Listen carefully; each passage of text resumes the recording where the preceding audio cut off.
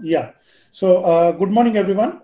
So, as I was saying, this is a first lecture in a new course called PSOC, Power System Operation and Control. Let me, I have a paint program running.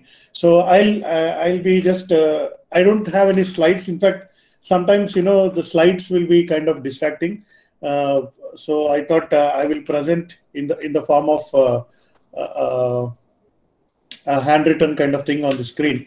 So you can see this is the title of the course, Power System Operation and Control. And today, the date is, of course, 19 December. Let me just confirm, yes. And load frequency control is the topic which I would like to talk today. And the plan was that, I'm kind of coming as a what you call external guest faculty. So let me write my name here. So my name is Dr. Pradeep Yamula. So I am presently a faculty in IIT Hyderabad. So and over, I think we have kind of scheduled about 8 lectures. So each lecture will be almost close to 2 hours time. So I'll try to keep it interesting.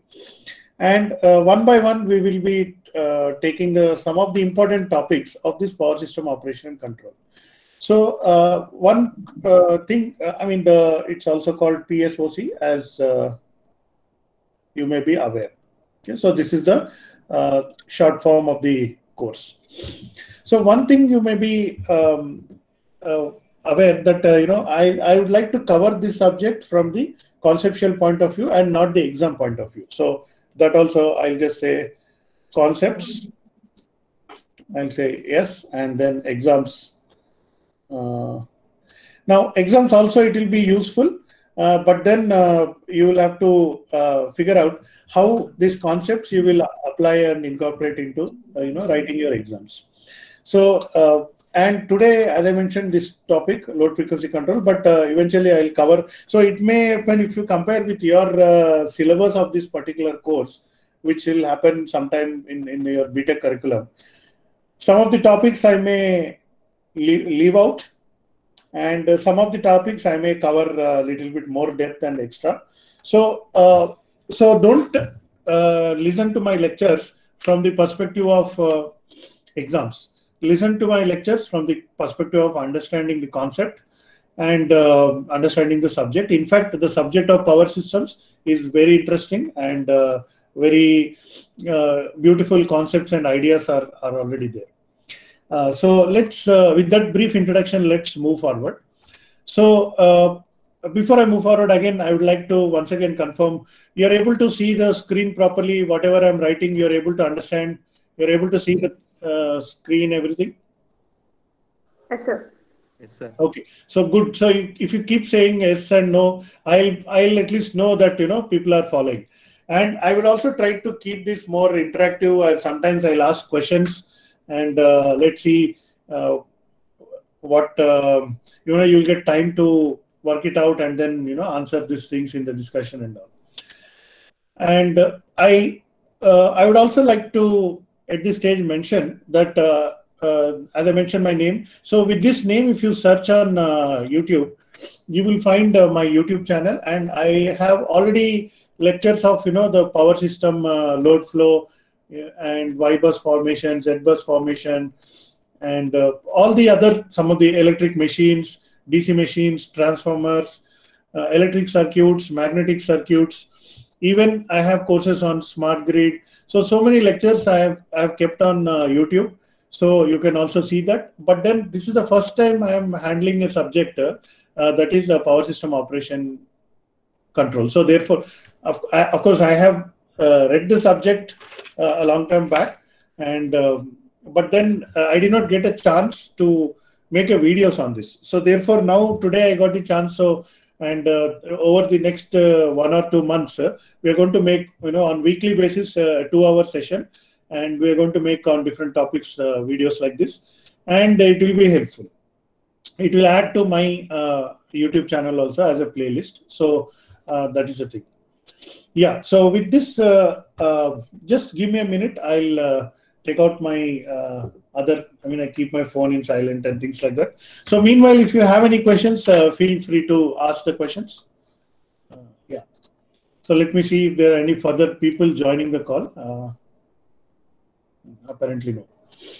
Yeah. So any questions as of now?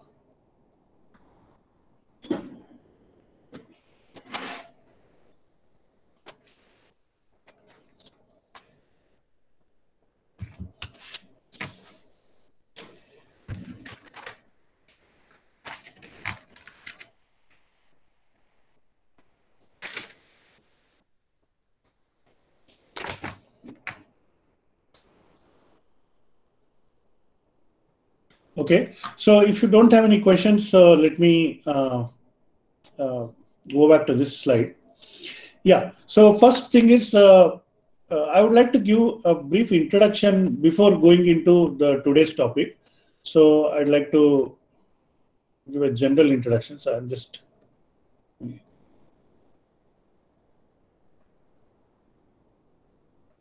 So PSOC, Power System Operation and Control. So first question is, what is power system? So again, I believe everybody understands what is power system. Power system is nothing but a collection of, you have generators, transmission, distribution and all. So on a simple diagram, I can say there is a generation and there is a transmission and there is a distribution and there is a consumption. So power flows from generator, enters to the transmission network. From there, it goes to the distribution network and from there it goes to the end consumer.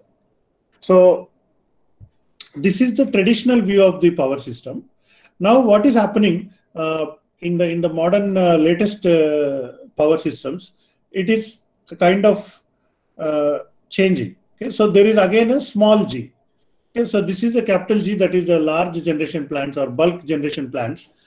Whereas on the extreme right, near to the customer, there could be a small generation, and this is basically kind of a local generation, like a rooftop solar PV panel or a wind generation and things like that. And also there is new things is coming, electric vehicles.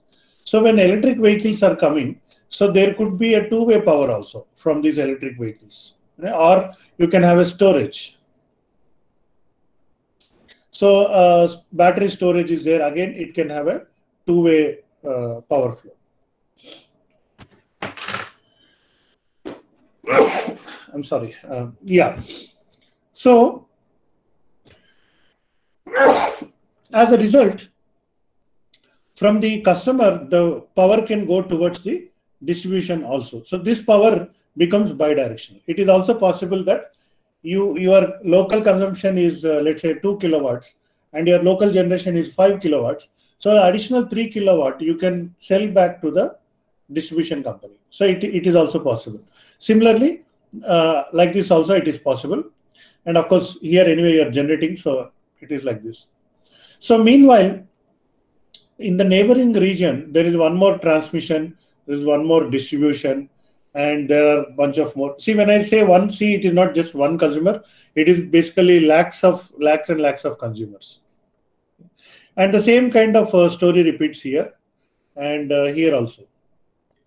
So, and between the distribution companies also, power flow can happen. Between the transmission companies, power flows can happen. There could be one more generator here. Again, the generators are sending power. So like this, even at the distribution level, there could be a generator which is generating power and then sending the power to the distribution level. Okay. So in the Indian context, if you see, so this may be kind of state. That means maybe this is Telangana state and this is Maharashtra, Karnataka, like that. The discoms are at the state level. Transmission is between the states, and then the generation, large generators may be at the central level, NTPC, NHPC, things like that. So this is the kind of structure. Now, this is what we are saying as the power system. Next comes the operation control. Okay, so OC,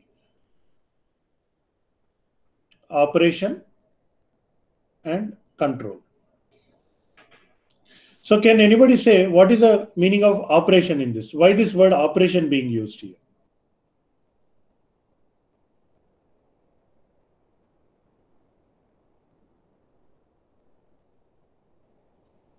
What is power system operation here? So what you are operating, in other words?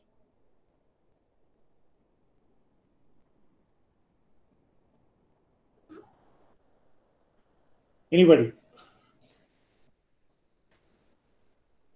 Okay, I'll give a hint. Are you operating transmission? Yes or no? And are you operating the distribution? Yes or no? Are you operating the generator? Yes or no? What is this power system operation? You're able to hear my voice, right?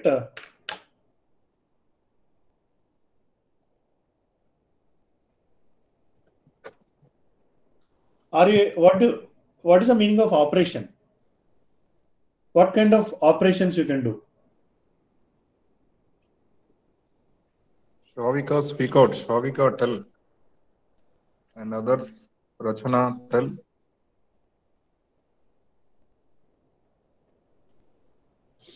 Yeah. So Sir, yes.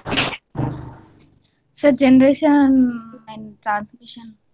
Okay. So you are saying that generation we are operating. That means we are operating how much power we are generating. Okay. So some kind of control is available here. Similarly, in transmission, what control you are doing? So whether one line is operating or not, whether the line is disconnected, or if some you want to reroute the power to different line. So here also you are doing distribution. Also maybe some distribution transformer is overloading and some voltage problem, and then you are adding some capacitor bank. So you are all operating these things. But the question is, who is operating the consumer? Consumer is operating on their own. Okay, so nobody will tell what time to switch on your TV, what time to switch off your TV, what time to switch on the lights. So the controlling part, that is only up to here. Okay, so the whoever is the operating and controlling the power system. So this is first thing you should understand, that the consumer is not under your control. At what time the EV is operated, at what time the storage, all this side, the consumer side is not strictly under your control. However, there is a concept called demand response. Okay? So demand response. So this demand response concept comes under the smart grids. Okay? If you implement demand response, then the demand also will have to respond to the request from the power system. But in general, if you don't have the smart grid, if you don't have all this demand response, you do not have any control on the customer side. So therefore, you have to control the generation, transmission, distribution and meet the demand of the customer. So therefore, there is this PG equal to PD.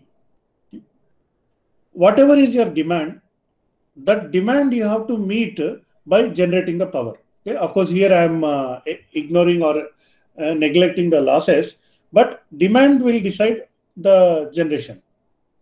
You cannot say that, okay, today we are only having 100 kilowatts of power, so please adjust within that.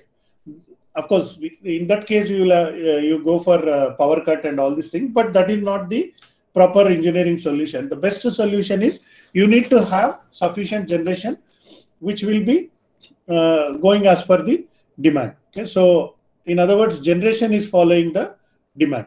See, if I say PD equal to PG in the reverse way, that means whatever generation available within that you are adjusting. So that is not the correct this thing. So right now PG has to be equal to PD, but PD is variable. So let me. So here the point which I'm just saying is generation has to meet variable. So 3T, okay. Variable demand. So why the demand is variable? Because the demand is under the control of customer. Anytime the customer wants or consumer wants, they can switch on the light, switch on the motor, switch on the TV, whatever. All the appliances are this one. So at any time, let's say demand. Now consider a power system.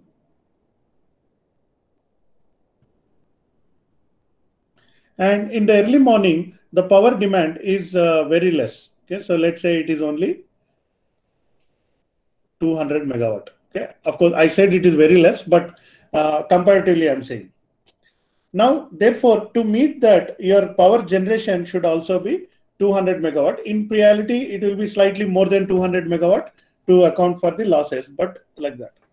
Now, later in the afternoon, the power demand increased to 1200 megawatt. Okay. So now you have to increase the power generation to 1200 megawatt. Okay. But due to some reason, in fact, the valid reason is you don't have sufficient generation capacity. You are only able to generate a 1100 megawatt. Okay, so that means here the condition is what is happening. PG is less than PD. So under this condition, what will happen? Can somebody say what will happen? If I don't generate sufficient power and if I generate less than what is demanded, what will happen? Can anybody guess? Power cut. What? Power cut. Okay. Power cut. Okay. So one option, that is one option. Okay. So 100 megawatts of power cut. Now that also I don't do. I'll keep the demand connected. I'm not going for power cut. So this is of course one way. But instead of power cut, I'll keep the demand at 1200, but I'll keep the generation little less only, like 1100. Under that condition, what happens? Low voltage. Okay, so the answer, so you're saying low voltage.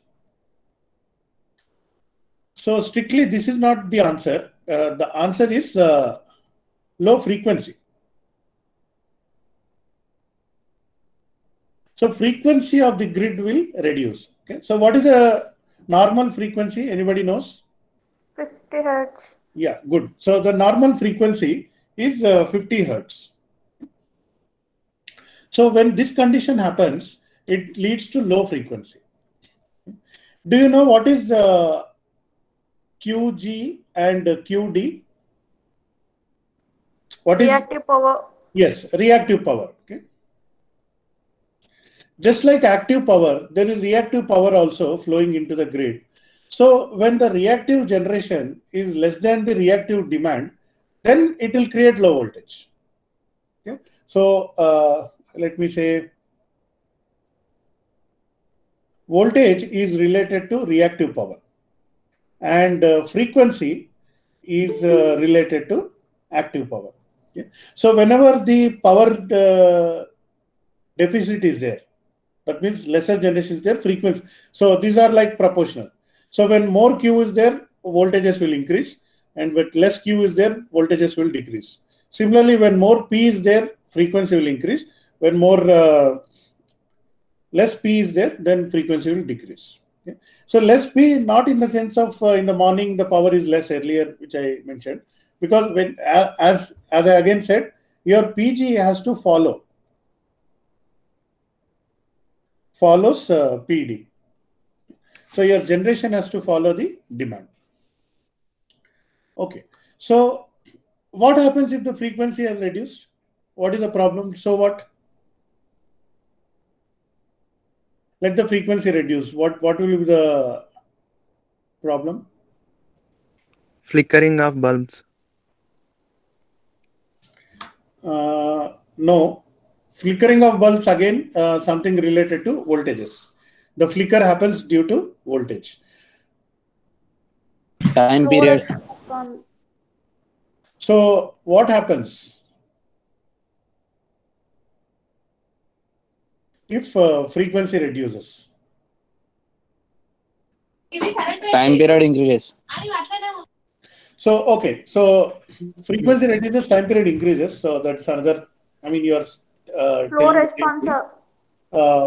Slow response. See, the problem is what happens if frequency reduces? Okay, these are all kind of answers, but the real problem is the power system will become unstable. Yes, a stability problem. What is the meaning of power system become unstable? See, there is something called low frequency relays.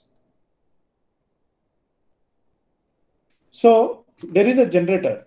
Okay, so generator symbol. I mean, this is the first generator symbol of this course. So, and this is the bus bar, and then the power is flowing towards the line. So this is our generator. So the generator is designed to operate at 50 hertz frequency. Now, if the frequency falls 49.5, 49.2 something, maybe 1 or 2 hertz, it will okay. But suddenly frequency becomes, let's say 47 hertz. Then low frequency condition, the turbine blades may, there is a turbine behind this. So the turbine blades may get damaged because of the not a proper speed. So this particular generation gets disconnected. So once again, what I'm saying, PG becomes less than PD. This leads to decrease in the frequency. This leads to generator trip because of low frequency. Trip means disconnect. This again leads to reduction in the PG. Again, PG is reducing, so therefore frequency once again reducing. Because of further frequency reduce, one more generator will trip. So one by one, all generators keep on tripping, and finally you will get a grid collapse or blackout. So this kind of problems, stability problems, occur in the power system. So what is the job of power system operator? So therefore, job of PSO, power system operator. So first is maintain PG equal to PD. That is the load generation balance, it's called. Load generation balance. If you don't maintain the load generation balance, then frequency reduces and the system becomes this one. So I'll say frequency to be maintained. And the second responsibility or second job of power system operator is to maintain voltage levels and avoid overloadings.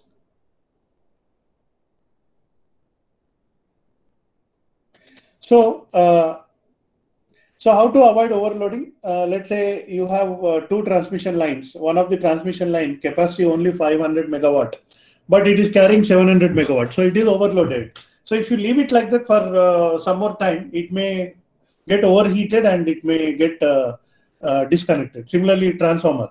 If a transformer getting overloaded, it may overheat and burn. So to avoid the overloading and to avoid the low voltage problems or sometimes high voltage problems, that's another job. So here the QG has to be maintained in balance with the QD. The reactive power demand has to be supplied by the reactive power generator. So these two are the jobs. So I want to just give you an analogy. So let me change the color. So the analogy from medical field is something like BP, blood pressure, and this one is sugar. So for maintaining proper health of individual, you have to maintain blood pressure BP and sugar also you have to maintain. So BP should not be high or low. Sugar also should not be high or low. You need to maintain. And the tablets for BP is for BP only, and the tablets for sugar is for sugar only. You cannot use sugar tablet for BP and you cannot use BP tablet for sugar. So similarly, for load generation balance, you have to active power you have to control, and for voltage level and this thing, reactive power you have to control, and of course overloading you have to control the structure or the connectivity of the power system. Okay. So earlier I created a power system drawing. So this particular left side part, okay, so I'll just let me take yellow color. So this whole part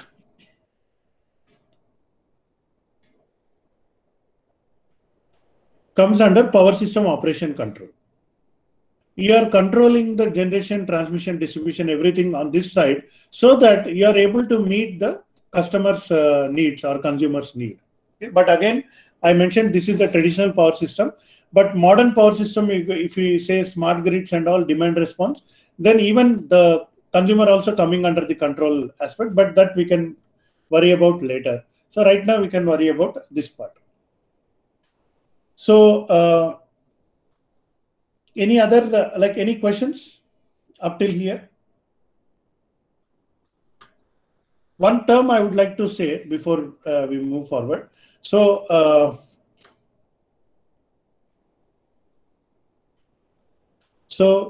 power system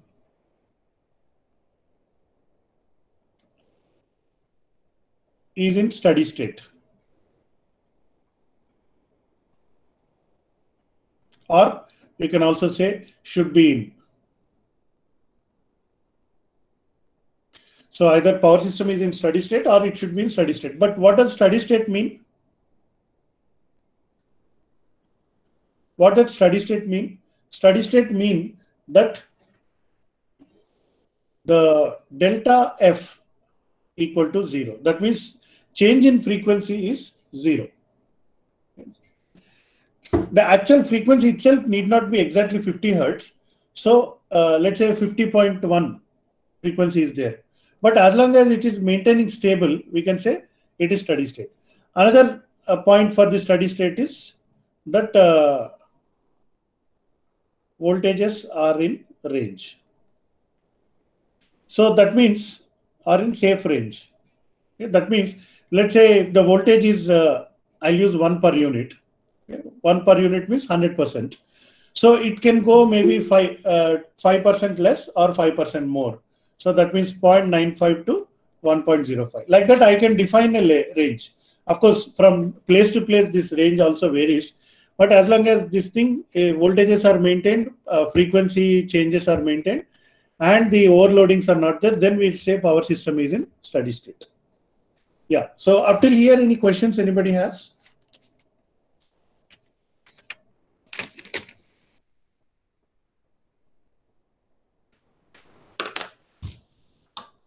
Any questions up till here? No, sir. So you should be in questioning mode all the time. So whenever some new topic comes, okay, what is this? Like that, you should always try to think in terms of asking the question. So if you have no questions, then I will ask one question. The question is like this, that, see, we are talking about generators, right?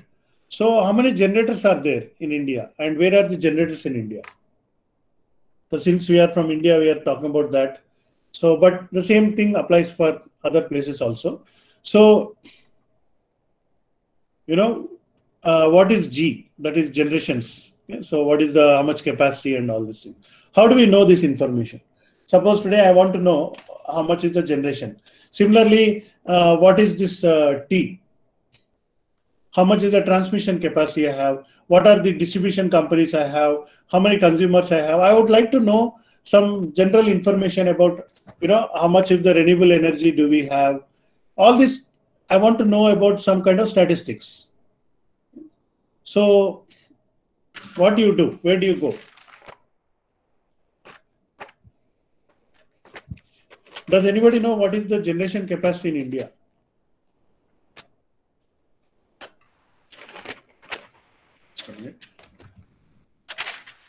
So I have a couple of sources that I would like to tell you in this regard. So the first thing I would like to show you is the CEA website. So I'll write it here.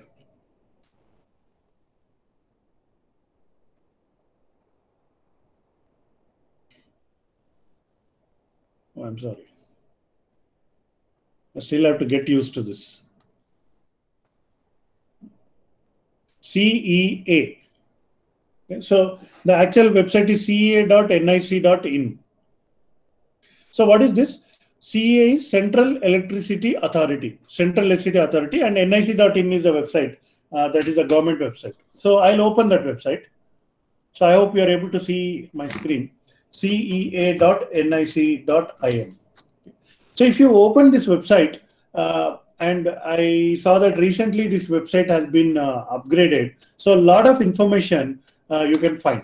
So default you get Hindi language. So select English at the top, and the website will now come in English. So you can always change your language here, Hindi and English. So this is the Government of India website, Kendriya Vidyut Pradhikaran. That means Central Electricity Authority. Okay. Now, some information is there. You can refer to this. So, what I would like to show here is that you see reports. You have daily report, monthly report, quarterly report, annual report. So, like this, lot of reports are available. Other reports, special report, whatever. Now, let's say I go for monthly report, and then I'll say executive summary report. So just give it a minute, it will open. So like this, you got a report like this. And this is about executive summary of October 2020. Okay, so you can download the Excel form or like this, but I think directly it's better to go to dashboard. So if you go to this dashboard, so probably it will be showing some latest information. So so here you can see all India power supply position. What is the peak demand met, and what is this thing? So we can see here like this. Now here I can select entire India, or I can select a particular state. So Punjab, so these different states I can select. Similarly, I can select the let's say 2015 January to let's say 2020 January. So last 5 years. Okay. So let's see if we can get the data. I have just recently only I came to know about this. So sometimes I'll have to work. I have to check on this. So here we can see installed capacity. So again, let me go back a little bit.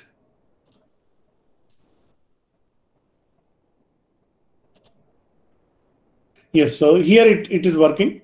So all India installed capacity of generation.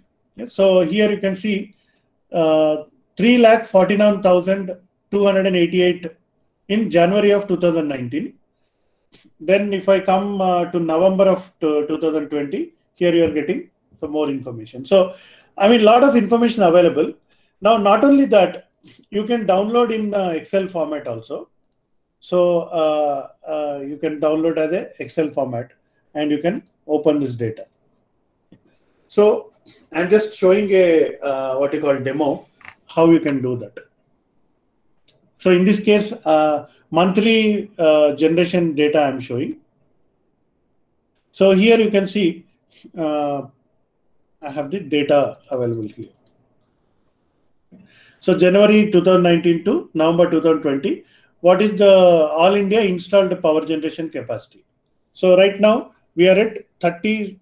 Okay, by the way, so this number also important, 374 gigawatts. Okay, so the default is in megawatts, but you divide by 1,000, you will get gigawatts, 374 gigawatt. Okay, so let me make a note of it. So all India generation capacity of India, 374 gigawatts. So at least as a general knowledge, you should know this. But not only this, so much more information available: production, power supply status, transmission, plan-wise power distribution. So a lot of information available. So please go to CEA website, go to dashboard. I would also like to show one more source. That source is called Taran. Okay, so I'll have to search. So let me change the color once again.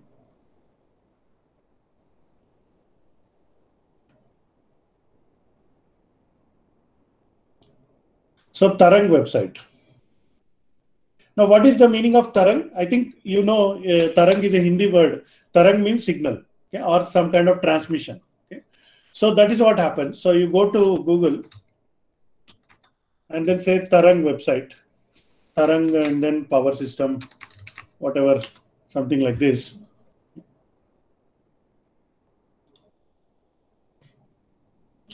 So here again you see Government of India, Ministry of Power, transmission app for real-time monitoring and growth.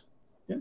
So there are three colors here: orange color, white color, and green color. So obviously the Indian colors, but orange color means transmission system which is under bidding, and white color means under construction, and green color means under operation. Okay, so first you do the bidding. That means the people will come and uh, uh, apply for that project. Then the construction happens in the middle, and on the right you can see the green color, the transmission happens. So here also, if I go to the click on the completed transmission, then again you will see some kind of drawing and some kind of infographic. So you can see the India map here, and then some numbers are coming. Okay, so this is again one more interesting resource that you should see. So you notice that there are 5 different colors. Okay, so the northern region, and this is called eastern region, sorry, western region, and this purple one is called eastern region, northeastern region, and southern region. NR, WR, ER, NER, and SR. So these are the India divided into 5 regions, and each region has this data. So again, you can have a look at this. Next, one more website I would like to talk about. That is called NPP.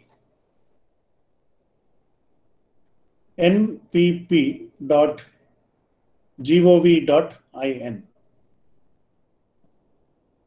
So what is NPP? This is National Power Portal. Okay, so National Power Portal. So again, for your general knowledge, you can go here. So npp.gov.in. So here again you can see National Power Portal. This is operated by CEA. So you can see dashboard again. So there is installed capacity, generation, transmission, distribution, rural distribution, and funds. This one, the same thing, G, T, D. Okay. So G, T, and let's go with G. So now if I go down, you can again find the same 5 colored this thing: northern region, western region, southern region, eastern region, and northeastern region. And you can see some generations. Now if I click on installed capacity, so you will find a slightly different map. So many dots you are able to find. So the red color dots are nuclear power, and the blue color dots are hydropower, and the black color dots are thermal power. So this particular map shows all the powers in India, power generating stations in India. So you can see a lot of. I told that what is the total? I told 374. So the 374 gigawatts is distributed all across the country like this. So if I keep the cursor on a particular dot, it will show what it is. So for example, this one, Kottagudam Thermal Power Station. Kottagudam Thermal Power Station, you might be knowing it is in Telangana, and it's a thermal power station, and it is a owner or it's operated by the state government, TS Genco, Telangana State Generation Company. Okay, so like this. So not only here, so everywhere you can find the data. So this is in Maharashtra, you have Amaravati TPS, Paras TPS, Bhusawal TPS, like that. You can see so many places, and then hydro also. See, interesting thing here you can notice in the Jammu and Kashmir, a lot of hydropower is there because a lot of mountains and water is there. So you can see like this. Yeah. So again, any questions up till here?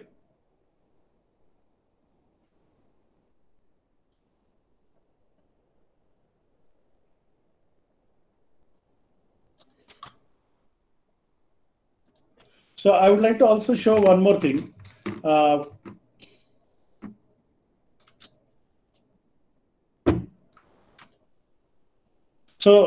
website is called WRLDC. So WRLTC.in. Okay. So full form is Western Regional Load Dispatch Center. Okay. So that's what you can see here.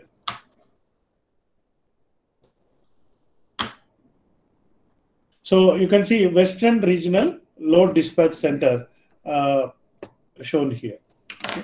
So like this, there is a Eastern Regional, Northern Regional, and all these things. So for example, okay, this is Western Regional.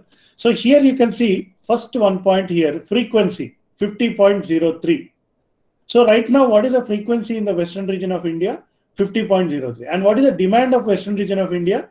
56,269 gigawatts. I'm sorry, megawatts. That means 56 gigawatt. Okay. So although the entire country has a generation of 374, the demand of only Western region is 56 right now.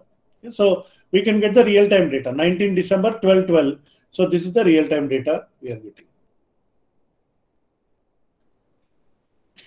Now, again, there is a data dashboard. Okay, so if you go to this data dashboard, so you can see this is the Western region. So what are the states in Western region? We have Gujarat, Madhya Pradesh, Maharashtra, Chhattisgarh, Goa, like this. Okay, so they have a local generation of 12.3 and a demand of 15.2 gigawatts. So therefore, their actually demand is more than the local generation. Similarly, Madhya Pradesh, Maharashtra, Chhattisgarh, and so on like this. And then there is a drawal and actual drawal, scheduled drawal and actual drawal. So all of this data is as per the right now time. I'm showing you not a old data. So today, right now at 12:20, the data is like this. Okay, so again, they are providing the data in the form of a curve, or they are providing the data in the form of a Excel sheet. So you can see that. Okay. So in the curve, what you can see. So here, this is for the state of Gujarat. Okay. So the thick line is the actual power flow, and the thin line is the schedule of the Gujarat power flow. Okay. So always there is going to be deviation from schedule to actual. So instead of Gujarat, now if I select Maharashtra, then Maharashtra, okay, more or less maintaining close to the schedule and actual. Okay. So like this, real-time data is also available. Yeah. So again, any questions, any doubts right now?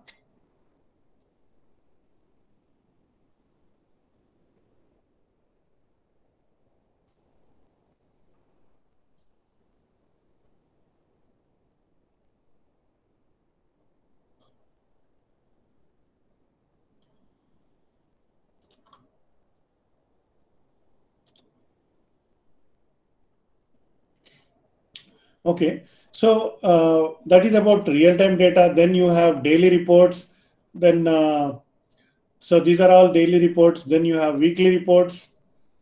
Okay, and then we have monthly reports, and then quarterly report, annual report, other reports. So just so many things are available. So for you to explore. Okay, so that's why for your benefit, I have just identified some websites. So once again, one is the CA website, one is the Tarang website, NPP, WRLDC. This, of course, about the Indian power sector. Yeah. So I just want to take, since we have almost finished 1 hour, I just want to take a 2 minutes or 3 minutes break, and then we will once again come back. Meanwhile, anybody having any questions, feel free to ask your questions. I'll be listening to your questions.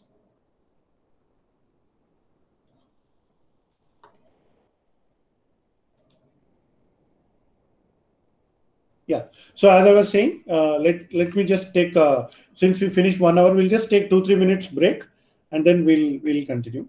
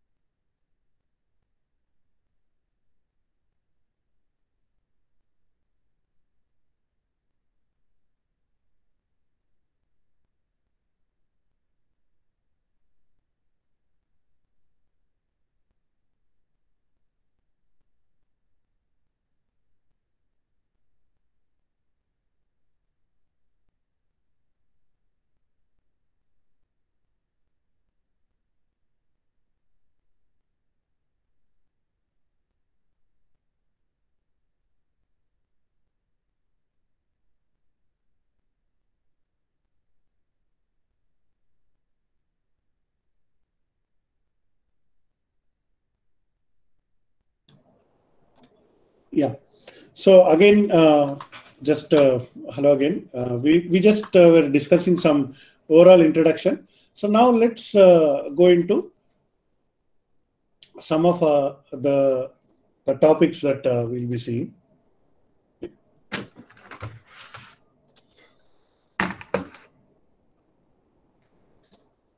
So here, I would like to first begin by we are talking about controlling the generator, right? So what exactly do we control in a generator? So that I would like to show that first. So in the control of the generator, we have something like this.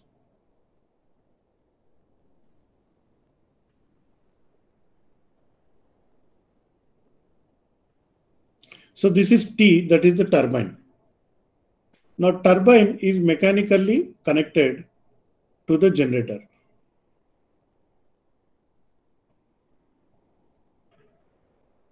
Which is denoted by letter G. Now the generator has a generator output. So I'll just put 3 lines like this, just to indicate that this is a 3-phase output power. Okay. So 3-phase AC power output.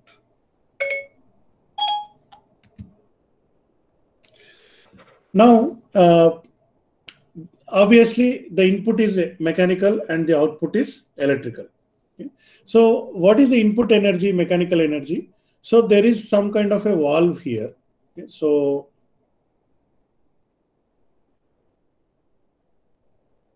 I'll say V as a valve. And then here I will say steam input. Or if you consider hydro, you can say water.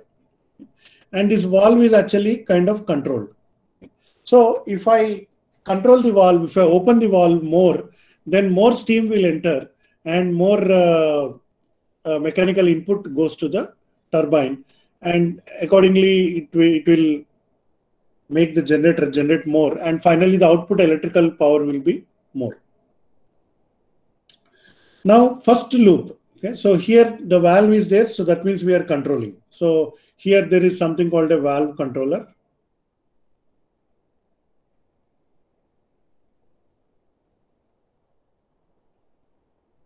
Now this valve controller will be in turn getting signal from load frequency control, LFC.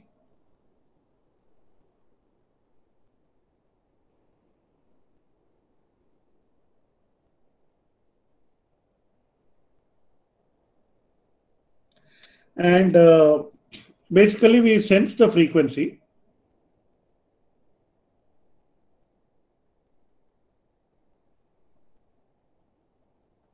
So this, I'll put a circle, so it's a sensor. So here, let's say there is a power demand, PD, which is variable. So what happens here? So here the power demand varies. Excuse me. Here the power demand varies. As a result, there will be the frequency is sensed, and the load frequency controller. That's what we are going to discuss today. It will control the valve and open the valve or close the valve depending on the variation in the power demand. Otherwise, if you don't do this, then the frequency keeps on varying, which is not good for this particular generator. So this loop is called LFC loop. So meanwhile, I'll go to a different color.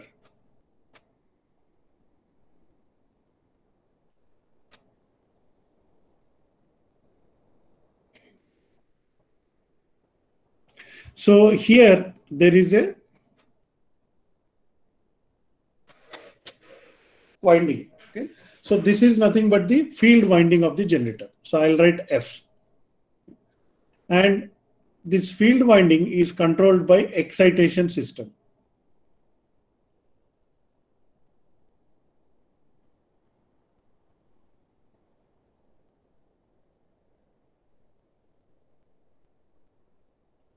So this excitation system, this as you know, I'll write FLD. As you know, this is field is in DC, right? In a generator, in a synchronous generator, the field winding will be in DC. So if you send more current, more flux will be created and more EMF will be generated. The voltage magnitude will be generated. So here there is again a voltage sensor. Okay, so voltage sensor, and what we call as a AVR, or automatic voltage regulator. Okay, so due to place is not, as place is not there, I will do like this. So this is another loop. Okay, so we have two loops here. So this is the first loop. Okay, so and this is the second loop. So these are all feedback loops and control loops. So this is called LFC, and this is called AVR. So these two, as I said earlier, sometime back, I was taking example of BP and sugar. So this is like controlling frequency, or controlling like blood pressure, and whereas this one is controlling like the field winding, that is the voltages. So that is AVR. So one by one we'll have to study. When we are studying LFC, we'll consider this AVR is operating normally without any changes.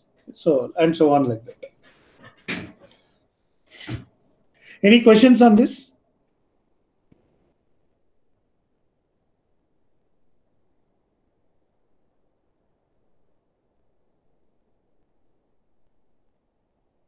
So is it clear? Am I going too fast or too slow? If you have any questions, feel free to stop and ask.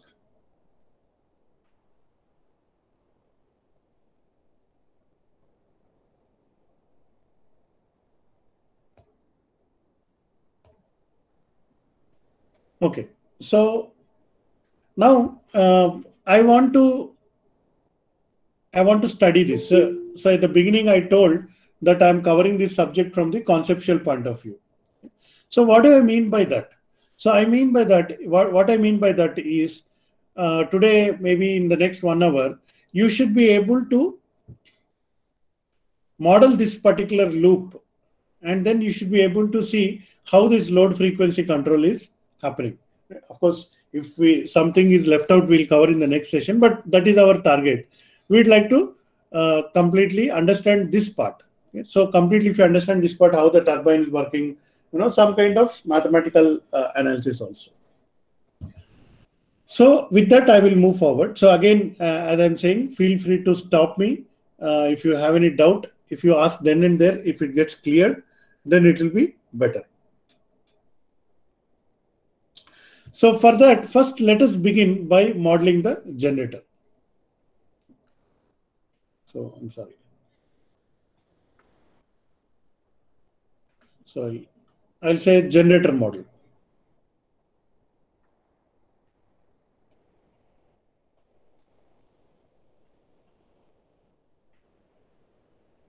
So if you see physically, if you see what is a generator, it takes the mechanical energy and it converts to electrical energy.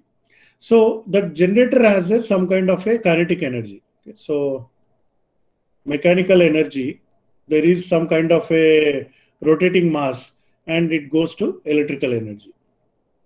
EE, electrical energy. So this is like your armature of your generator. Okay, so it is, and also there may be a fan, there may be a flywheel or whatever. Okay, so the entire rotating parts inside a generator is like this. Now, because energy conservation, if you again this will get heated and there will be heating losses and all. But if you neglect the losses, whatever energy goes in, that energy comes out. So the input energy equal to the output energy, because you cannot, there is no energy storage happening here. Of course, there is storage happening in the form of kinetic energy. I think, I'm sorry, I would like to say like that. The input mechanical energy is first converted to kinetic energy of the rotating mass. From that kinetic energy, again, electrical energy is being generated. So like this it is coming. So now what happens if the powers are different? See, energies, you cannot make it different. Energy has to be conserved. But let's say mechanical power PM and then electrical power PE. So if let's say PM greater than PE, or in other words, PM minus PE is positive. So if PM minus PE is positive, what will happen? So in other words, if I just go up, see here, I mentioned there is a power demand. Okay? So let's say this power demand here, which is there, the power demand is only, or at a particular time, 100 kilowatts. And the input steam is also related to that, about 100 kilowatts worth of, this is the power in the steam. Again, there will be a lot of losses in this. I am neglecting losses. Suddenly, the power demand reduces from 100 kilowatt to, let's say, only 60 kilowatt. So there is a reduction in the power demand. That means there is a reduction in the electrical energy output. How is it possible? Simply switch off the lights, switch off the fans and all, and then that particular reduction in the power demand is there. But I'll still keep, I don't do this valve control. I'm not operating the valve. The same amount of steam is still going, whatever was going. Then what happens? So then this condition happens. That is, more mechanical power is being input to the, so there is a rotational mass in between. More mechanical power is going and less electrical power is going. Therefore, the kinetic energy increases. So the kinetic energy of the moving rotor will increase. What is the meaning of kinetic energy increases? So the speed becomes more.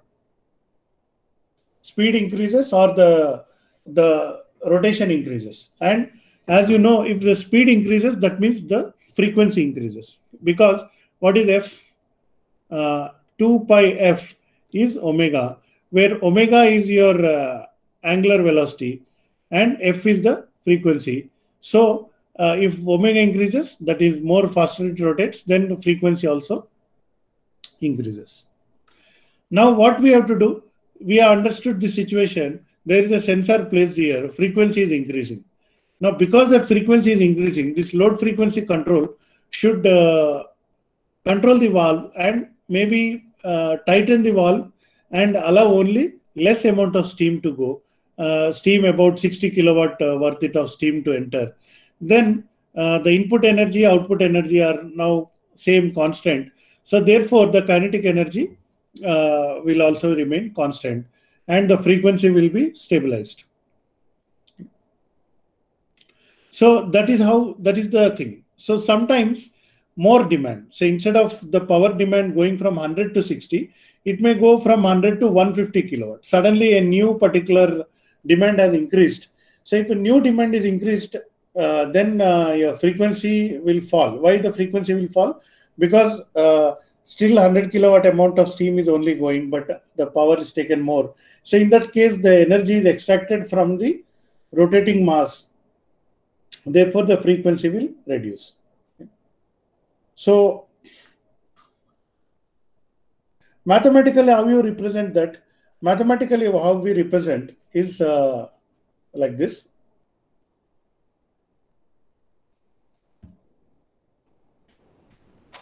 So we use a constant called h. So mathematically, how it is written is like this. Pmi is proportional to like this. Second derivative of delta. Okay, so what is this delta? Delta is the rotor position. Second derivative. First derivative will be the angular velocity. Second derivative will be the acceleration. So that's why this is also called accelerating power. So in order to take care of this, what you call constant of proportionality, something is introduced that is called h. Okay? So let me write that. D by dt of omega is equal to Of course, this will be multiplied by 2H is equal to PM minus PE.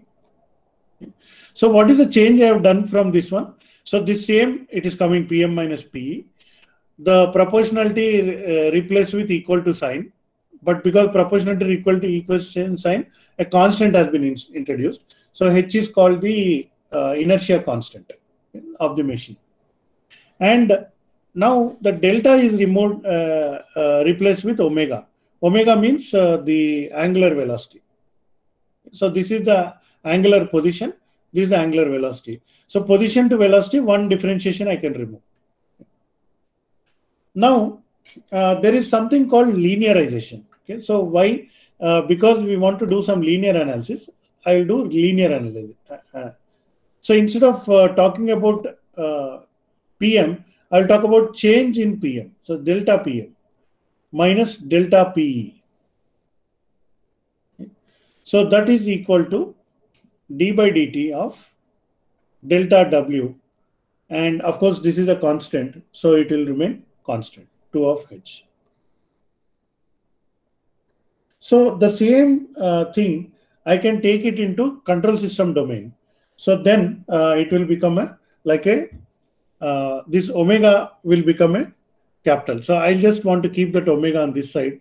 So omega of S. So that is S domain. So what happens to the differentiation? By the way, see, the 2H is in multiplication. So it goes and then becomes division. So 1 by 2H. Okay. And the differentiation goes to the other side, it becomes integration. Integration will be shown as a S in the denominator. Okay. So again, those who have, I mean, this is a control system subject, so that's why I'm just not explaining much. It becomes like this. Sorry, PE of S. Okay. So now this one, what I can do, I can show it in the form of a diagram. Okay. So the diagram is like this. Delta PM of S, there will be a summation, and then this is delta PE, electrical power, and the output will go to a block, and the block function is 1 by 2HS. And the output of this will be change in the omega S. Okay. So change in the frequency. So I hope you are slowly following. And in case if you get a doubt, please feel free to ask me how this step came from the previous step, things like that. What is this one? This is the generator model.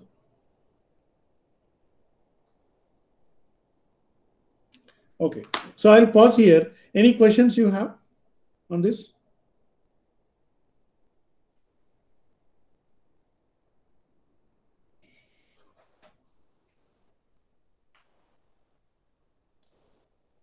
Any questions you have on this? Okay, so if there are no questions, let me now continue. Next Excuse me, step I sir. want to do, yeah, yes. So in the starting point of this slide, d by dt of delta omega is there, no? Yes.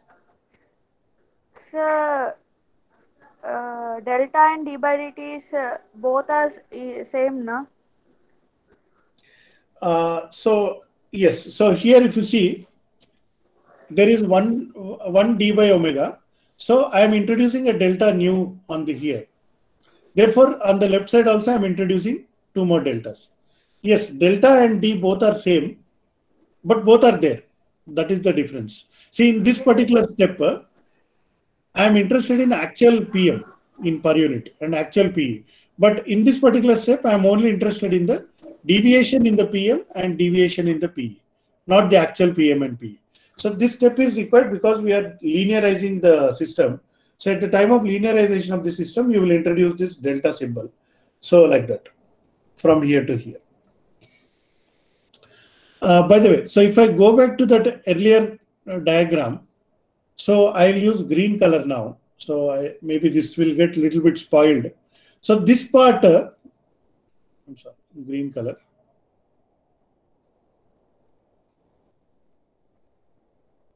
So I think even this part, the generator part.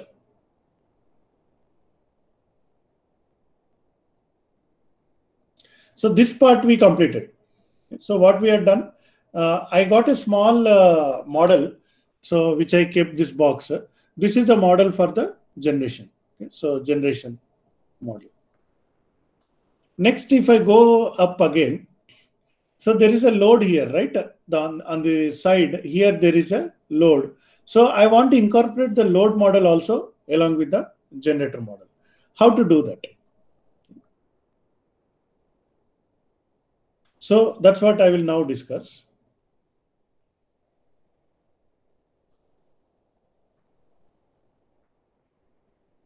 Load model. So the load model is simply whatever is your electrical power that is going to the demand, right? Power load. Okay. So change in electrical power is nothing but change in your power demand, or PD. Now, power demand, as I said, is not under your control. Without any reason, without any explanation, I can switch on the light, I can switch on the fan. So suddenly if I switch on the light, the PD will increase. Immediately PE will increase. That's it. This is the load model. So what, of course, there is one more term here. That other term is like this. Capital D multiplied by delta omega. Now, what is this capital D multiplied by delta omega? See, sometimes this part, actually, this is controlled by user.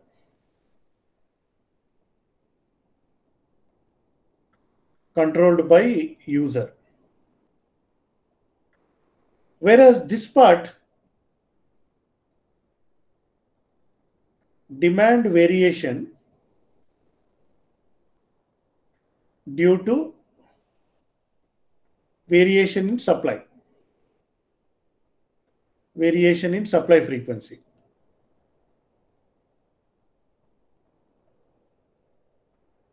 So in other words, although your intention, like let's say you switched on the light, but light is burning little dimmer. So that is because of some problem which has happened on the supply side. So there are two terms. One term is the user is operating, and the other term is the reduction in the the change in the frequency due to which the demand also changes.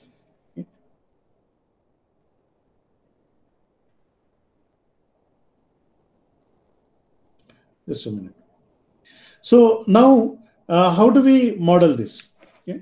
So what is happening here? You just okay. This right now this is in normal domain. I'll write it in the S domain. Okay. So how I'll write it in the S domain? Delta PE of S is equal to delta PD of S plus D multiplied by here the delta omega will become capital omega. So delta capital omega of S. So if you compare this with the earlier, this PE and this PE is same. Okay, so we can attach a block. Okay. How we can attach the block? The block can be attached from this one. Okay, so I'll redraw it.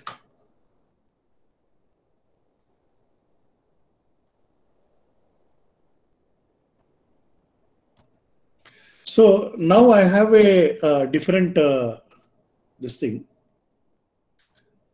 So the mechanical power input is same. So of S.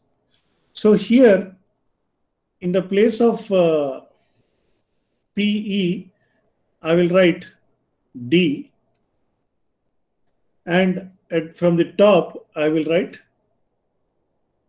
delta PD of S. And here, this is same, 1 by 2HS. And this side, delta omega of S. And the same delta omega is going like this.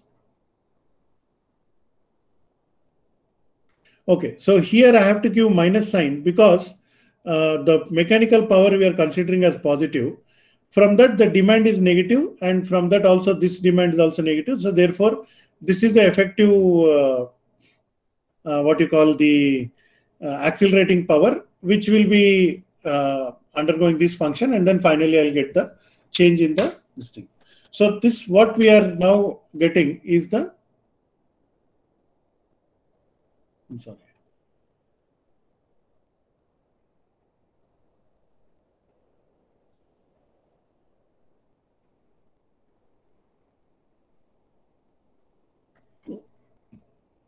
This is the generation plus load model.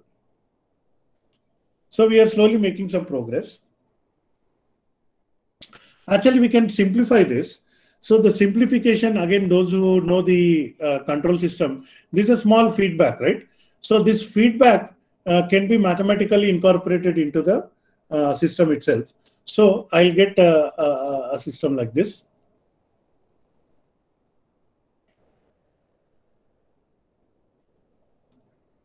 So I'm getting the same thing again, PM of S, and then this is plus, and with minus, I'll get PD of S, delta PD of S. Here, the D, everything I've incorporated into this. So the formula is 1 by 2HS plus D. So actually, we will solve a problem today. We have about half an hour left, so that is enough time. We will actually solve a problem that given the variation here, let's say this there is a step increase, okay, from 100 kilowatt, it goes to 150 kilowatt. In that case, how the frequency will vary, that we can determine actually using this model.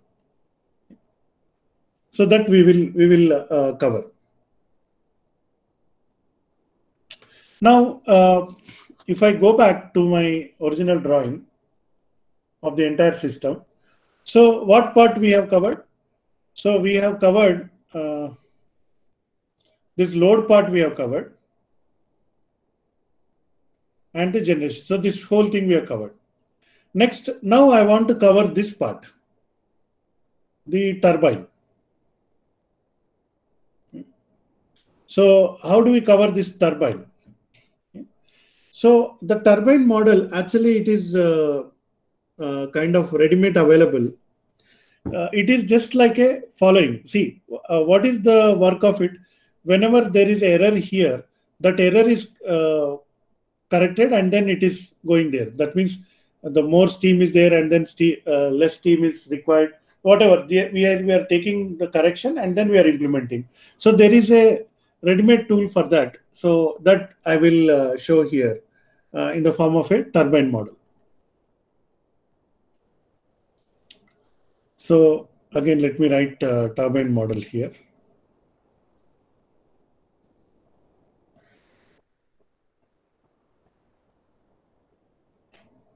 So the turbine model simply looks like this. So 1 by 1 plus tau into S, okay, T1, let's say. So this is a generalized model for a kind of a turbine.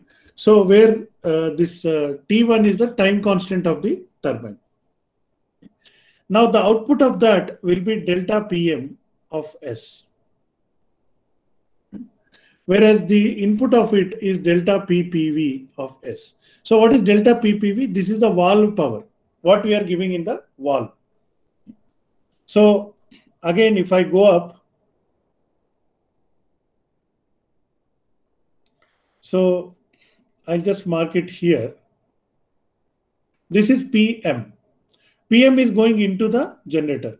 Before that, this is PV, the valve power. Okay. And after PM goes into generator, we'll get PE, electrical power, like this. So just for your, and then PD is here.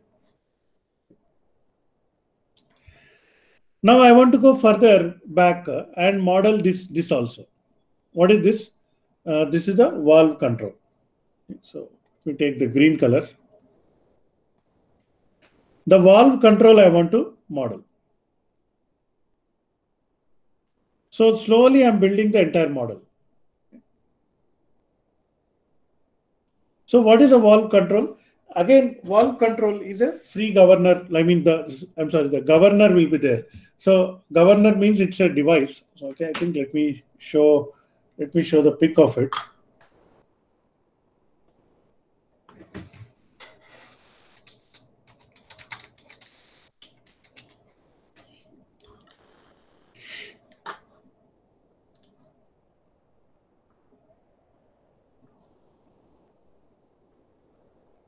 So anytime whenever you come across a new topic, you can always refer to the net and then you can find the picture of it. And then it will improve your understanding. So I think I'll go with this one.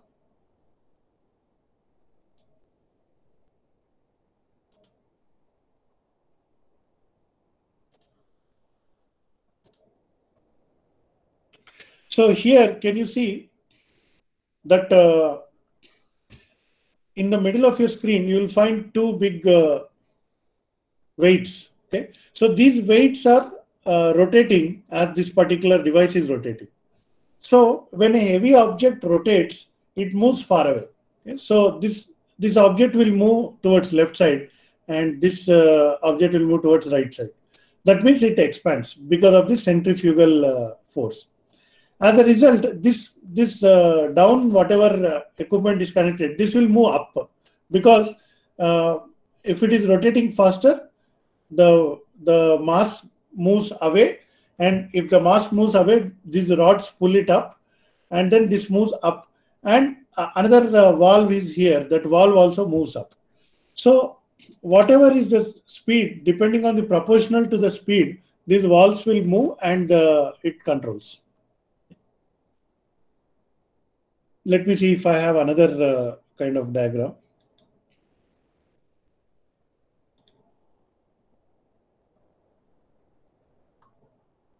Yeah, so here some kind of animation also you can see on the screen. So depending on the extreme towards the right, there is a what you call this sphere or a valve. This valve is controlling the position of this nozzle, how much of this steam is being sent. Okay, so I hope this particular thing makes it clear. So anyway, so I'll go back. Now I want to model the governor. So let me show the model of the governor.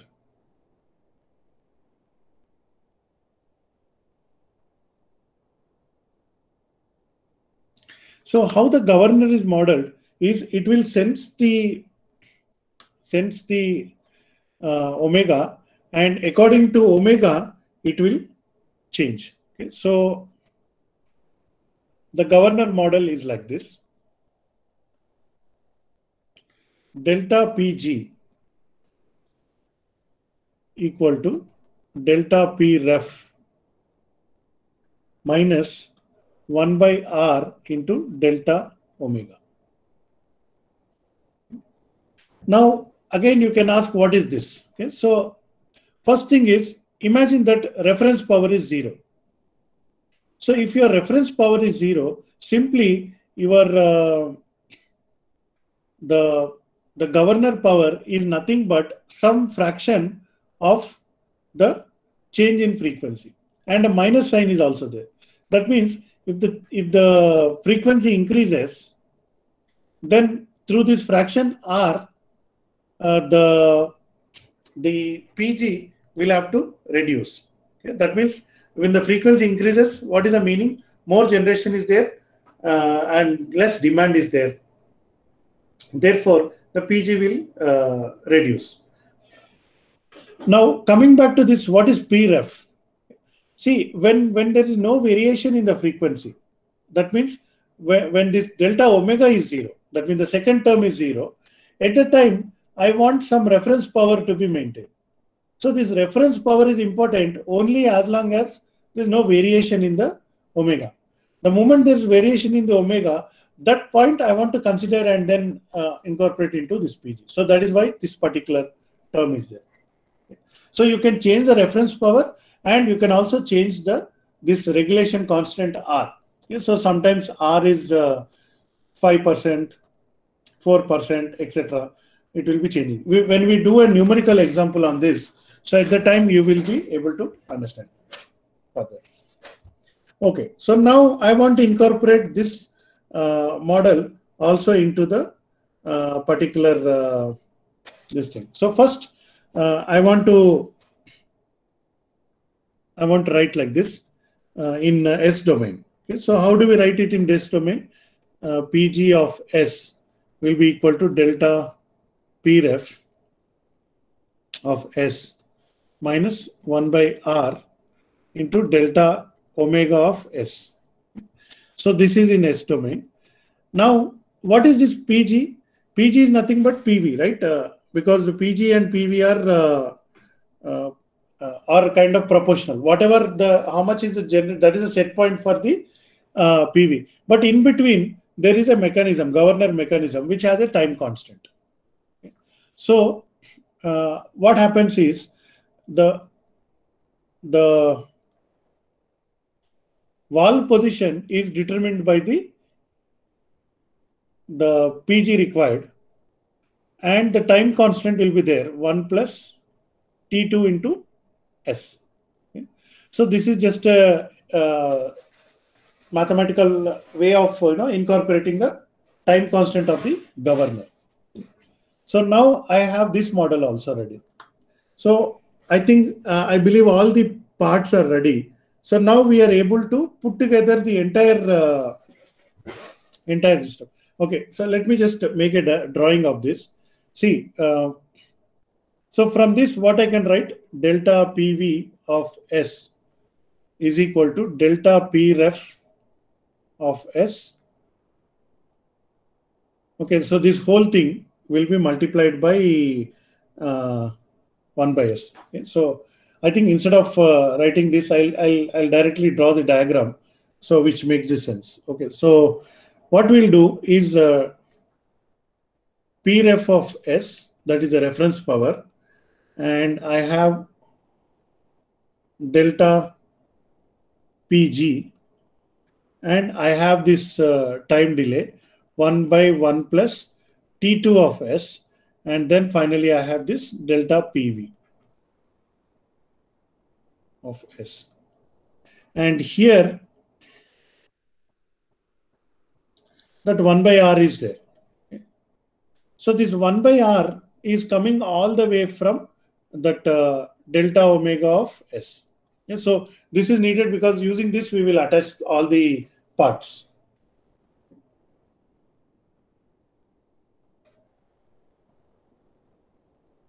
So what is this? This is entirely the governor model.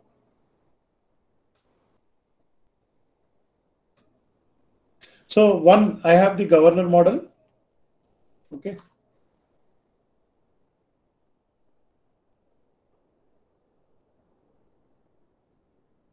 Then I have the I have the turbine model.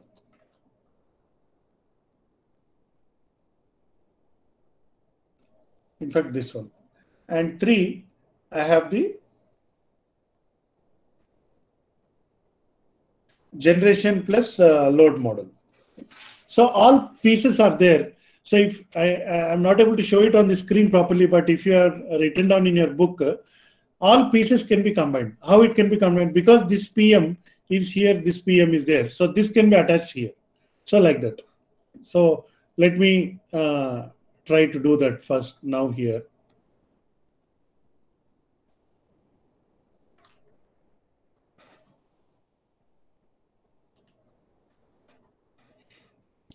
So now what we can call it is load frequency control loop.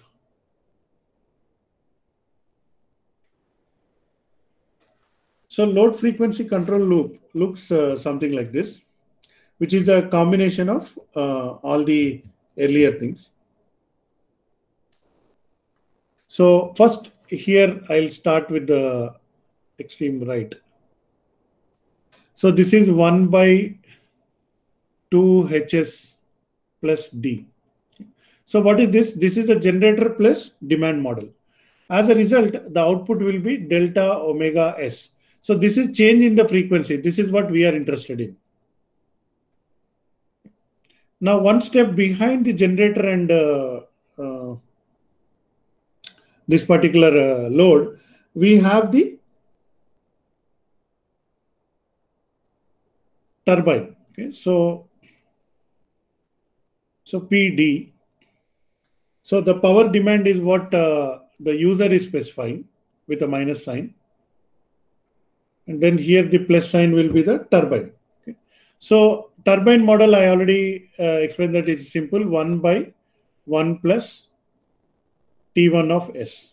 Okay. So this is your, I'll write the labels later. This is the turbine. Okay. And behind the turbine, we have 1 by 1 plus T2 of S. So behind the turbine, we have the governor.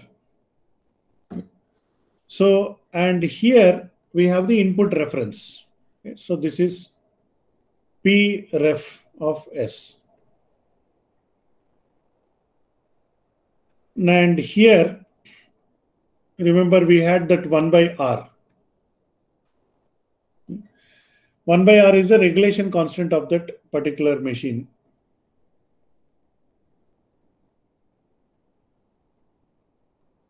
Like this. So here I have to say minus because I think it is a minus sign. So now we got the complete model of the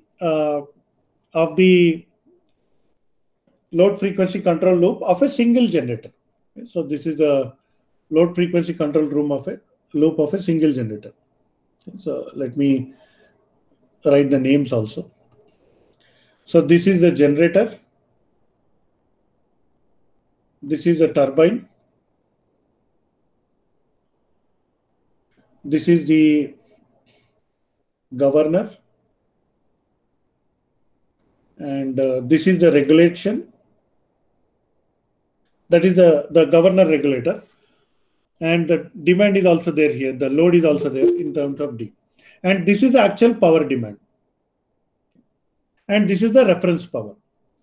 So if I once again summarize this, if I keep everything in a box, just ignore this. See, the power demand is there and the power reference is there. And the output is the change in the frequency, delta omega. So this is your system. Now, what I'm saying is that earlier we discussed, right? Let's say demand is 100 kilowatt. And the reference power is also 100 kilowatt. Then what happens? Then this will become 0. The change in the frequency will be 0. Now, all of a sudden, the demand increase from 100 kilowatt to 120 kilowatt. There's an increase in the demand. But the reference is still maintained at 100 only. Then what happens? Then the system frequency will fall. Because the demand has increased, but the reference has not increased. So if I now go back here to the earlier. So this one, this is changed, whereas this remains 0. So then how it will? In fact, I can again come assuming that this is not changed, how it will change, how the rest of the system, I can make one more step of simplification, which we will try to do soon. But like this. Okay.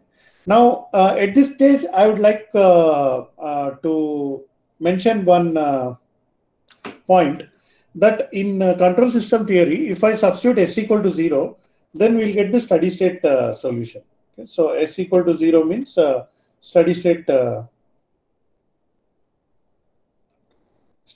solution. Okay?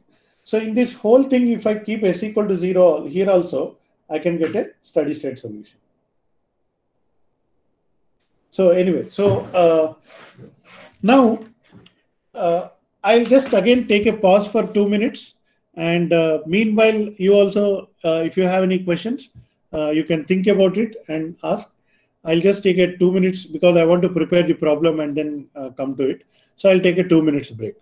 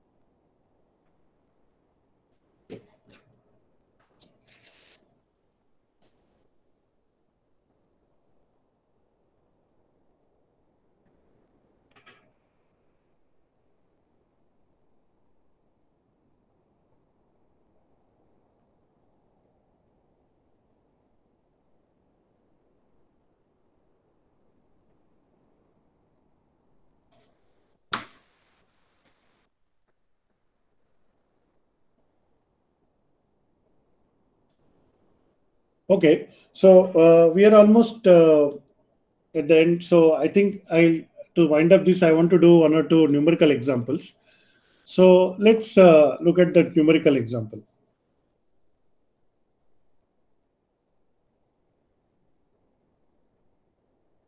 So let's say example 1. So I am taking this problem from this Hadi Sadat's textbook.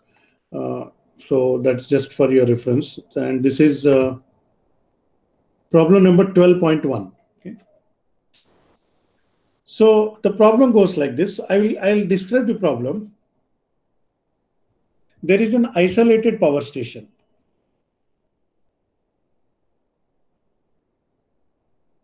So what is the meaning of isolated power station? That means the load and demand are in a single place, and there is no other generation which is interfering with this thing.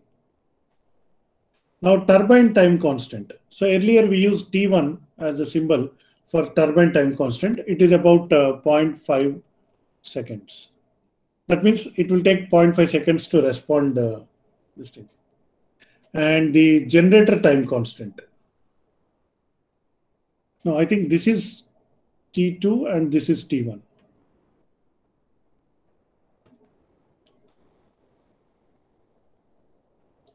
Now inertia constant H. So that is given as 5, and the unit of H is also seconds. This thing. And the governor speed regulation is given as 5%. The governor speed regulation is given as 5%. And also the D value is given as 0.8. So what is the meaning of this D? This is the dependence of the demand on the frequency, change in frequency. Okay, so in other words, if delta omega is 1%, then delta power demand PD is going to be 8%.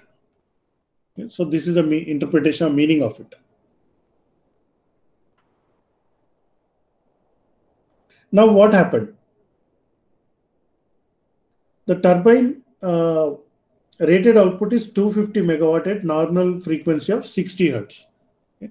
So the turbine rated output is 250, megawatt at frequency of 60 hertz. A sudden change of 50 megawatt occurs. So delta PD 50 megawatt. Suddenly the load increased by 50 megawatt. So the question is, find variation in frequency.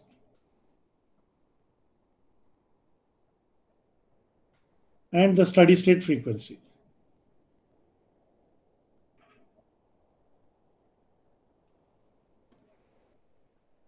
So this is the question.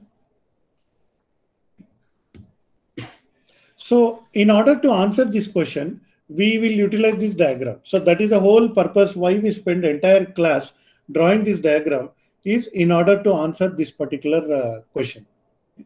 So what I will do, I'll once again redraw this diagram. So here there is nothing mentioned about reference power.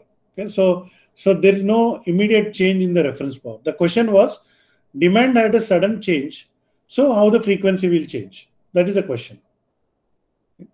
So here the governor time constant, turbine time constant, and generation. Oh, I'm sorry. I think I have to governor time constant. So I think this is 1 and this is 2. Sorry for the confusion. But anyway, both are in series, so we'll have to multiply them. Okay. So what I will do is make a drawing like this. 1 plus. So 0.2 is here. Okay. 0.2 of S. Then one more block I have, 1 by 1 plus 0.5 into S. So this is our turbine and this is our governor. Next, one more data that is given is our generator system. Okay. So 1 by 1 plus 2 Hs. Okay. Is it 1 plus 2 Hs? No, it is 2hs plus d. So I will change this into 2. Now what is the h? H is 5. Okay. S plus d 0.8. So I am just substituting the values. Okay. So this will be the delta omega of S which we are interested in, and the R is 5%. It is given.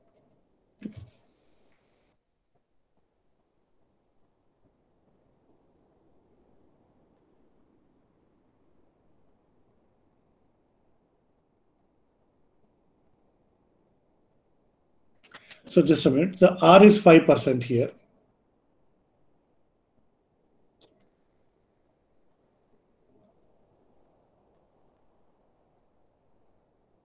Now here, I think here I have to introduce this thing minus PL of S.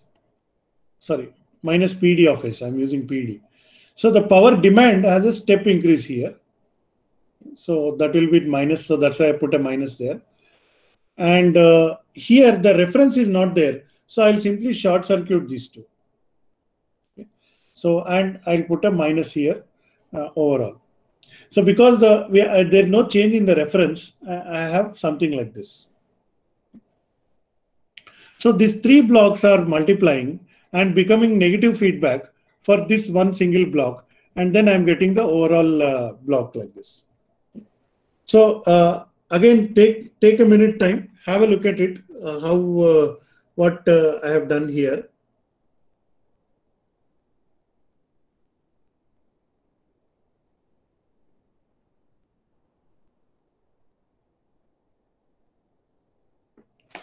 So these three blocks are multiplying because in series, if you have in control system, the blocks will get multiplied. And then there is a delta PD, and then this system is there like this. So let me draw it a little bit more neatly, the same thing. So the 2 into 5 is 10, right? So first I'll draw it here like this. So 1 by 10s plus 0.8. And then down, I have the combination of all these three. So I'll make a bigger box. So 1 by R. So R is 5%. So 0.05. 1 by R multiplied by this block, governor block. So 1 by 1 plus 0.2 S multiplied by 1 by 1 plus 0.5 S turbine block. So all of this is forming one box.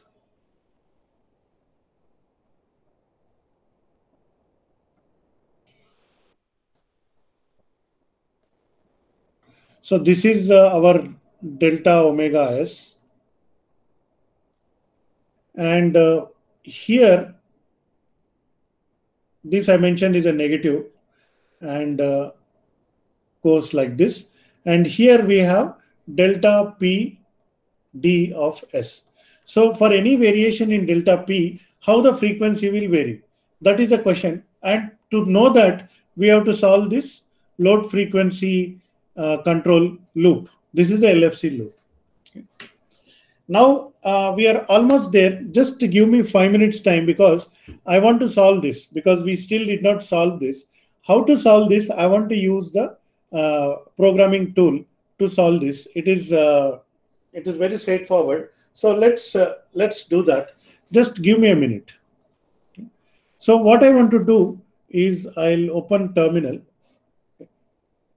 I want to write a small code to execute this and do this.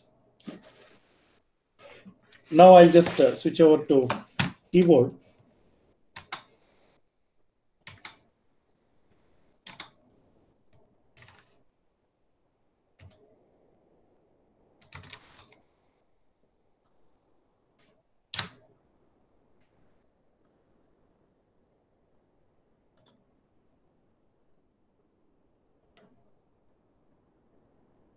I just want to increase the font size so you can see it more clearly.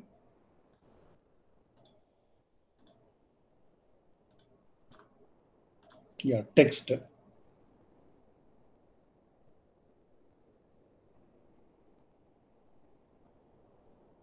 So here I will increase.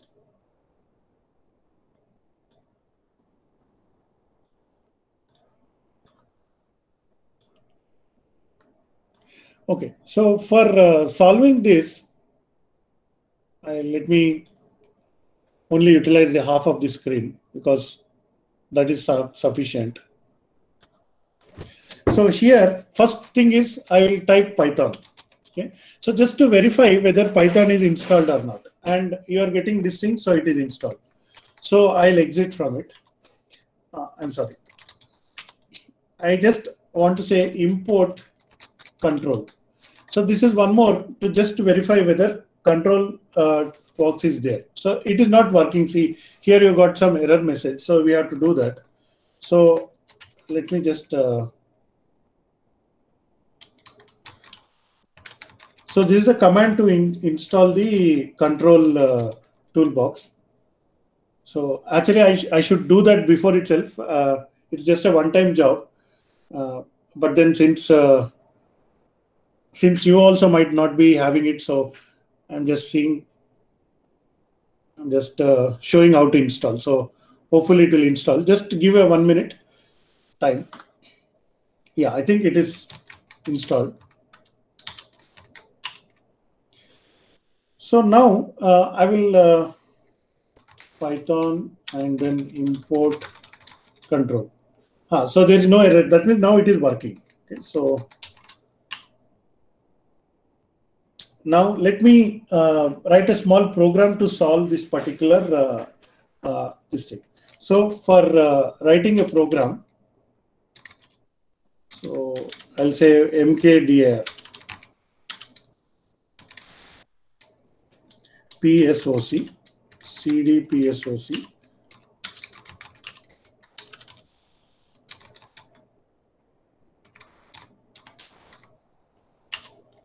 So I opened a simple text file and then I will write a very small program. So please bear with me. Because the more theory you know, that is not sufficient as long as you can implement it. So I'm importing some this thing. So again, as I said, I'm recording this. So afterwards, you can refer to that YouTube video, and also you can try same command. Whatever I'm entering, you can enter like this. Okay, so on the right, I've written 3 lines of code. Next, I want to create a control system function. So here you see 1 by 10s plus 0.8. Okay, so let's say I will say G1 equal to, I want to create a control system function. Okay, so co.tf. This command will create a transfer function. And what is there in the numerator? Numerator just 1 is there. So you have to give 1 in the numerator. And in the denominator, we have 10 and 8. So 10 is the coefficient of S and 0.8 is the coefficient of this. So like this you have to create. Okay. So that is the syntax. So simply I'll say print G1. And then now I'll save this file and I will execute the file.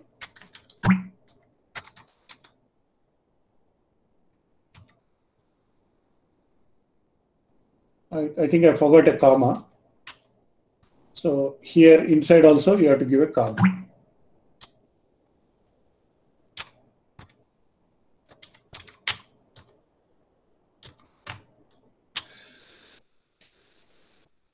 Oh, matplotlib is also not there.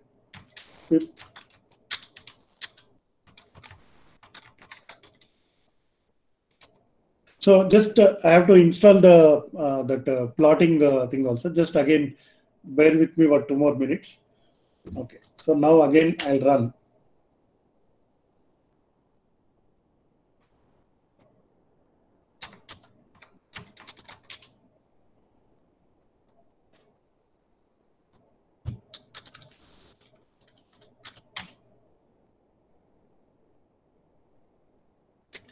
Okay, so I have to just search how to install PyPlot.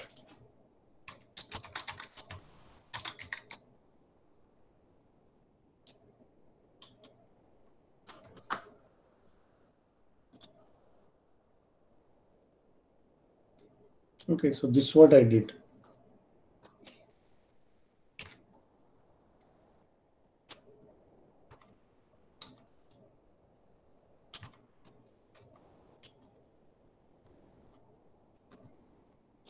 Anyway, right now we are not plotting, so I'll just ask this.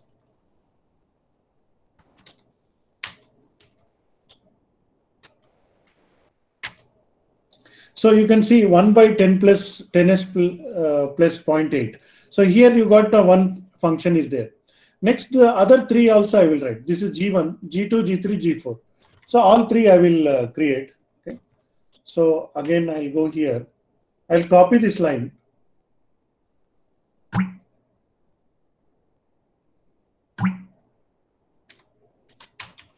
And I'll paste that line. So G2, G3, G4. So 1 by 0.05. So in the numerator is 1 and in the denominator it simply has 0.05.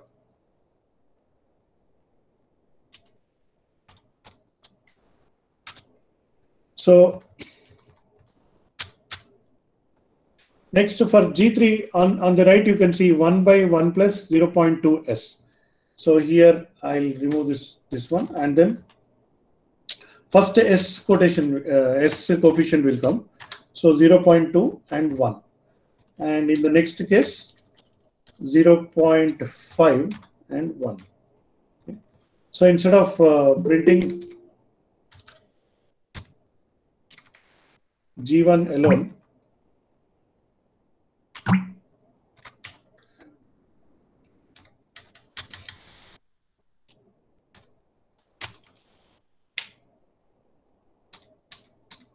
so I'll print all the other also, G2, G3, G4.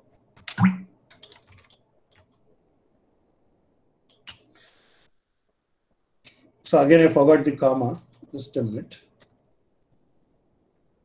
So here there will be comma and comma. So here again on the screen, now you can see all the 4 transfer functions. This is the first one. This is the on the reverse loop. So now I want to multiply all these 3. So if I multiply all these 3, what happens? So G5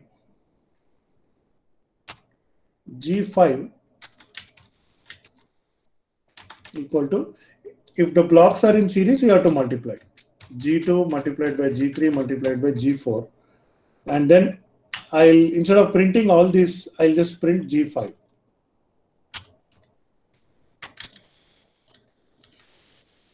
I hope you are able to understand the program which I am writing. It is very simple. I am just creating the transfer functions and then multiplying this side, and then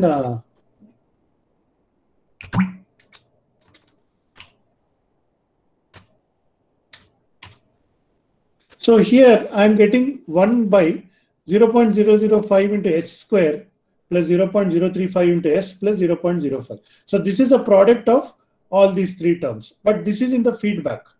So this feedback I want to attach to the original one. Okay. So for that also there is a function. Okay. So I'll say G6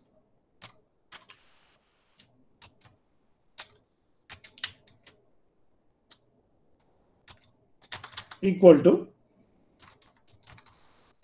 so this feedback command will do that. So G1 was anyway their original.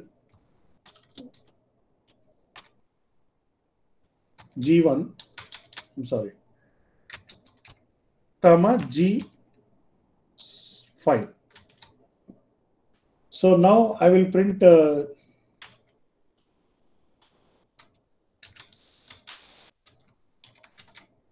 G6 also, sorry.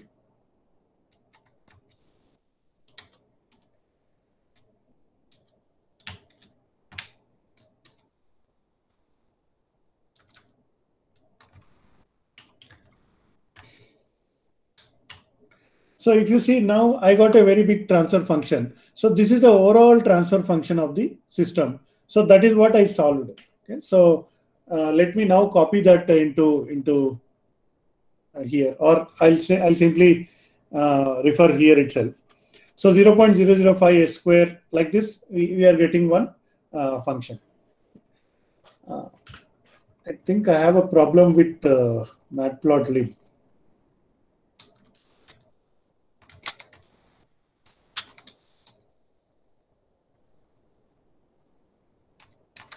Let me try that once again.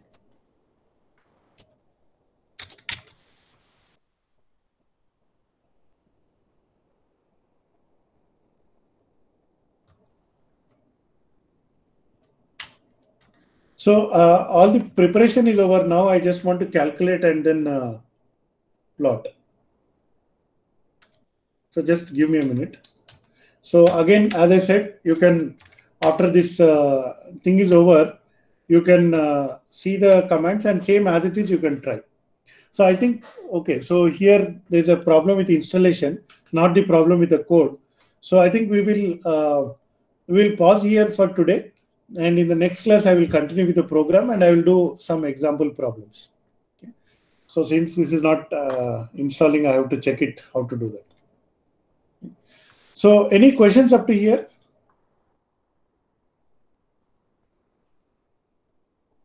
Okay, so I think if there are no further questions, I'll let's stop here, and I will share the link. And next class also, once it is scheduled, I'll inform you. So thank you so much for joining this.